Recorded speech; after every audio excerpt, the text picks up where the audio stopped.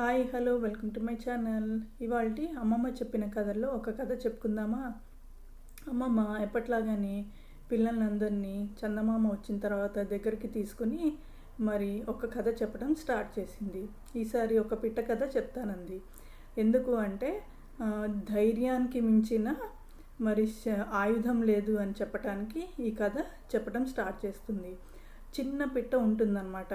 అంటే కాకులు, గ్రద్దలు అట్లా మరి పెద్ద పెద్ద పావురాలు ఉన్న గుంపులో చిన్న పిచ్చుక పిట్ట ఉంటుంది.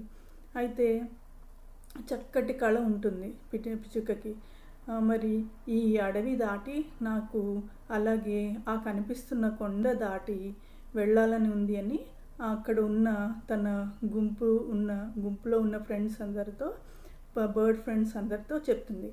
అయితే అందరూ కూడా అధైర్యపరుస్తారు. నీ వల్ల కాదు, నువ్వు చిన్నదానివి, ఇంకా చిన్న పిట్టవి, నువ్వు ఎదగాలి, అప్పుడే నువ్వు దాటగలవు ఆ కొండని. అయినా నువ్వు ఆ కొండని దాటలేవు, ఎందుకంటే వాతావరణం, ఈదురుగాలులు, చలి ఇవన్నీ కూడా నువ్వు తట్టుకోలేవు, నువ్వు అసలు నీ వల్ల కాదు అంటే అప్పుడు ఒక గ్రద్ద ఏం చేస్తుంది అంటే, అధైర్యపడద్దు, నువ్వు తలుచుకుంటే నీ ధైర్యమే నీకు శక్తి, నువ్వు చెయ్యగలను అనుకుంటే నువ్వు చేయగలవు అని ధైర్యం చెప్తుంది ఒక మరి ఈగల్ బర్డ్.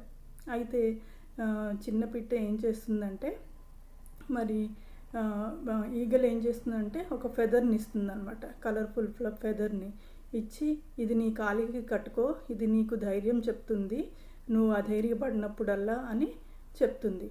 అప్పుడు మరి చిన్న పిట్ట ఏం చేస్తుందంటే ఒక చిన్న సంచిలో ధాన్యాలు మూటగట్టుకుని తినటానికి మరి కాలికి కట్టుకుని, అలాగే ఫెదర్ని కూడా కాలికి కట్టుకుని ఎగురుతూ ఉంటుంది మరి కొండ దాటడానికి.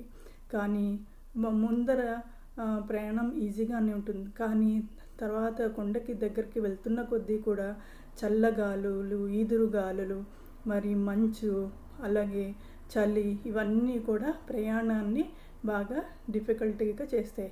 కానీ అధైర్యపడదు. సొమ్మసిల్లిపోయినప్పుడు ఆ ఫెదర్ తనకి ధైర్యం చెప్తుంది. ఈగలు చెప్పిన వర్డ్స్ గుర్తొస్తాయి. అలా అలా మెల్లమెల్లగా మరి పర్వతాన్ని దాటి అవతల వైపు ఉన్న అడవికి వెళ్ళి కొన్ని వేరే బర్డ్స్తో స్నేహం చేసి కొంతకాలానికి తిరిగి మళ్ళీ వాళ్ళ పాత స్నేహితుల దగ్గరకు వచ్చి తన జర్నీ విశేషాలు చెప్తుంది. సో అలా అధైర్యపడకుండా ముందరికి సాగాలని అమ్మమ్మ చెప్పింది.